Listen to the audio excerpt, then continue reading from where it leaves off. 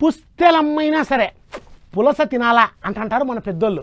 ఎందుకంటే ఆ పులస చేప తింటే రుచికి రుచి ఆరోగ్యానికి ఆరోగ్యం అని బలంగా నమ్ముతుంటారు.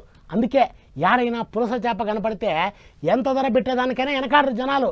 అదిగో అట్లాంటి పులస చేపల్ని మనం ఒట్టిగా వండుకొని తింటే బెంగాలోళ్ళు మాత్రం దుర్గామాతకి నైవేద్యంగా పెడతారంట.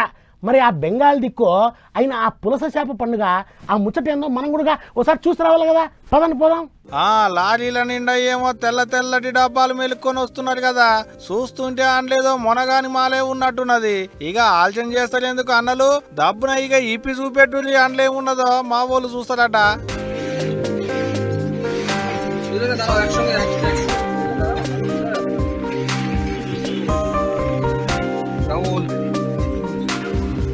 అది చూసేది కదా, డబ్బలలో మొత్తం పచ్చాపలే ఉన్నాయి. గట్లని అవి అసొంటి చేపలు కాదుల్లో, వీటిని హిల్సా చేపలు అంటారు. గదే మన దిక్కు పులస చేపలు అంటారు అన్నట్టు.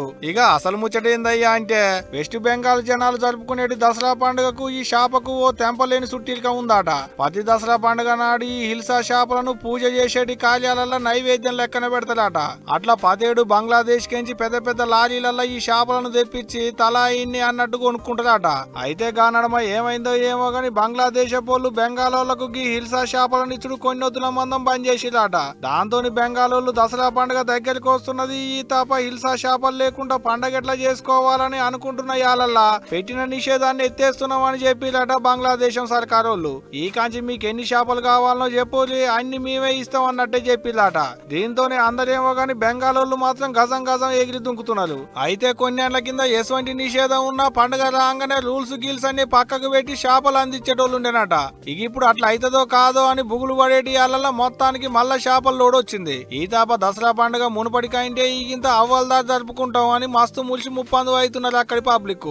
మొత్తానికి బెంగాల్ పబ్లిక్ కు గిఫ్ట్ అని చెప్పుకునేటికి చేపలు మళ్ళీ ఎప్పటి లెక్కనే అందేటోళ్ళకు వాళ్ళ ములిపం చిన్నగా లేదుగా. ఏమో పోండి, చేపలు దొరికిన సూత అదేదో బంగారం దొరికినట్టు గింత సంబరపడుతున్నారంటే ఇచ్చంతరంగానే ఉన్నది మరి.